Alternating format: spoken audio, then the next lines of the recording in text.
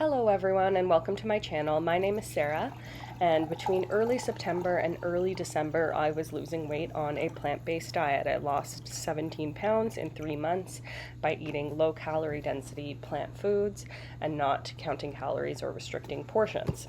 So like many people in December, I got a bit off track with the holidays and whatnot. So this is me on January 5th getting back on track. So welcome to this What I Eat in a Day video. I hope you'll stick around to see what I'm eating to get back on the weight loss train in the new year. So like most mornings, I started with a cup of coffee. In this case, my husband made it. And I had it with my chocolate oat milk. And now I'm making one of my usual breakfasts, which is oatmeal. So it varies a little bit just depending on what fruits I have on hand and what fruits I'm in the mood for. So today I'm doing it with banana. And I ran out of my preferred oats, which are more of an old-fashioned style oat, so I'm using quick oats today. And it's interesting how different oatmeal tastes with different oats. So if you have a favorite type of oats or a disliked type of oats, let me know in the comments down below.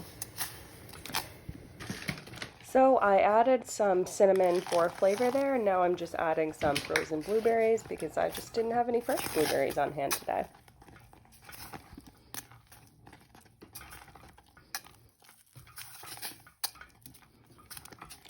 So the quick oats take almost no time to cook, so this is going to be ready as soon as the blueberries are warmed through.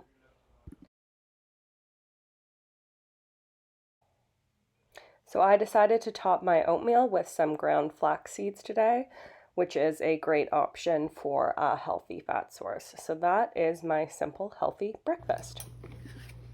After breakfast, I decided to do some prep for my lunch and dinner for the day.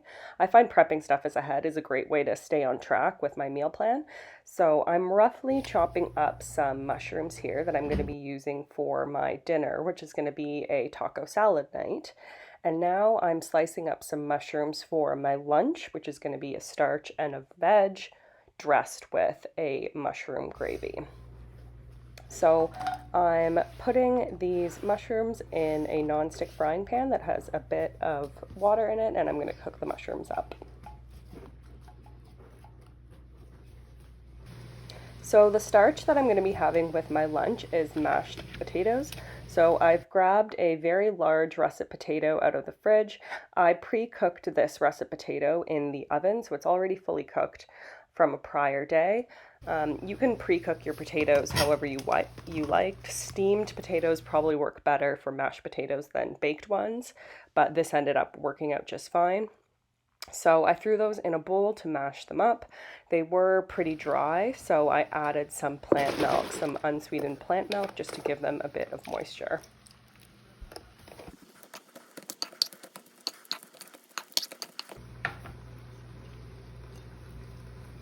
Once the potatoes were decently mashed, I seasoned them with some salt and pepper. And while I was thinking of it, I went ahead and seasoned my mushrooms with some salt and pepper as well.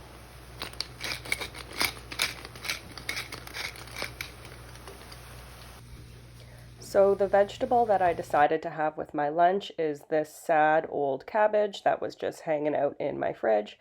So I just chopped up what was left of it into bite-sized pieces. So by this time my mushrooms were fully cooked down, so it was time to start the process of turning them into a mushroom gravy.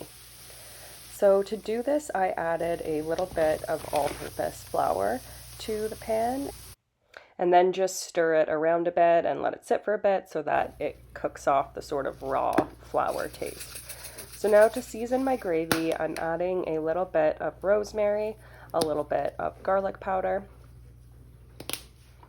and a little bit of thyme, but you could use whatever herbs and spices you like best in a gravy. And then I'm also adding some better than bouillon to give it some added flavor.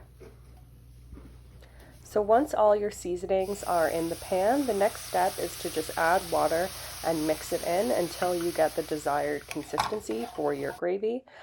The flour is going to thicken it over time, so if you do add a bit too much water, it's not a big deal. the flour should thicken it up. And if you let it sit for a bit as well, it'll likely thicken over time, so it's pretty easy to adjust the water to your desired consistency. So once my gravy was ready, I decided to cook up my cabbage. I decided to just steam it by putting some water in a pot and throwing the cabbage in there and popping a lid on. Easy peasy. I think my favorite thing about this cabbage is how it goes from a reddish purple color to almost a bluish purple color when it's cooked. It's very cool looking. So once my cabbage was ready, I decided to quickly heat up my mashed potatoes. So I threw them in a pot and then I just added a bit more milk to add some added moisture. And I gave them another mash for good measure to mix in that plant milk. So once the potatoes were warmed through, it was time to plate everything up. So I served up my potatoes, which fill half my plate on sort of a 50-50 plate, with potatoes being the starch. But you could really use any starch here that you think would go well with a mushroom gravy. And same thing with the vegetables. I happen to use purple cabbage, but you could use green cabbage, you could use zucchini, you could use broccoli. Really, there's a lot of things that would complement well with a mushroom gravy. There's my gravy. I'll heat it up and ready to go. So I've got half my plate veg, half my plate starch, and then I guess some extra veg with the mushroom gravy. So that was my lunch. This was a big plate of food, but I ate it all and I really enjoyed it. So no afternoon snack or tea today because that was a big lunch, so it kept me full all the way through to dinner. So for dinner, I decided to do a taco salad. So I'm starting here by dicing up some sweet potato because this is going to take the longest to cook. So I'm just throwing the sweet potato on a baking sheet with a non-stick silicone mat. Now I'm not going to use any oil to cook these potatoes, so I've got a lime here and I'm just giving the potatoes a squeeze of lime to kind of moisten them a bit and just to give something for the seasonings to stick to, as well as to add a little bit of extra flavor. So I'm seasoning these potatoes just with a little bit of cinnamon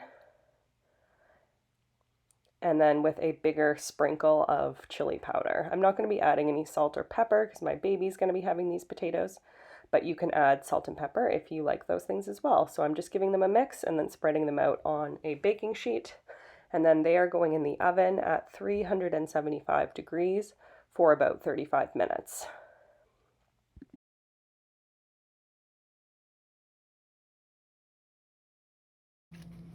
So while the potatoes are cooking, I'm going to get some other ingredients prepped for this taco salad. So I've got a head of iceberg lettuce here, and I'm just chopping up, the amount that I think I need for my family supper.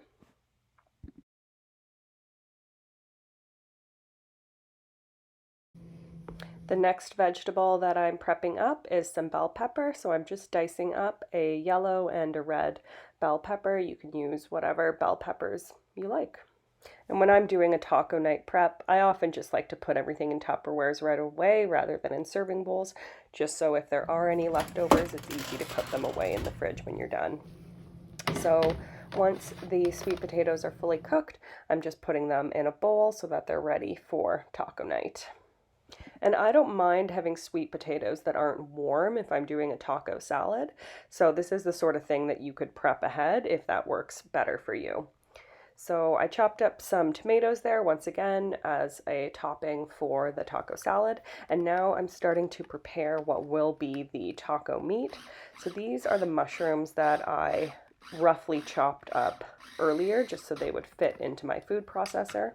And now I'm just blending them up to get them into sort of a ground beef-like consistency.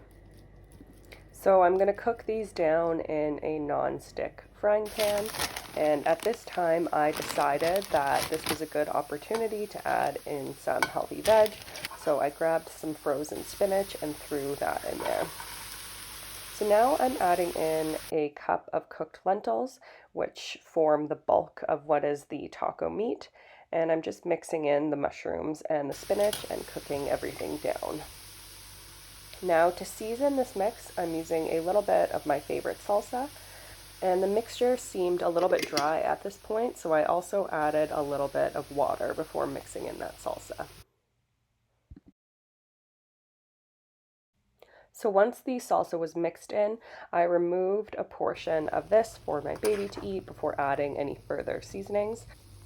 So the next thing I added was a store-bought taco seasoning, which you can add to taste. It is super salty.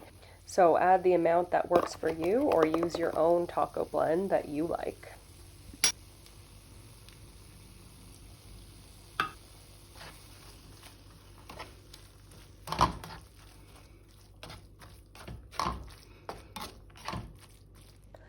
So the last topping that I prepared for the taco salad bowls was some avocado. I had some sad old avocado bits in the fridge that I diced up, and then one fresh one, which happened to be perfect, so that's always a nice surprise. So once that was prepared, I had everything ready to go and I could assemble my personal bowl. So I used all of the toppings that you saw me prepare along with some shredded carrots that I had in the fridge. So this was my first bowl. I did end up going back for a second bowl because the first one was not enough food for me.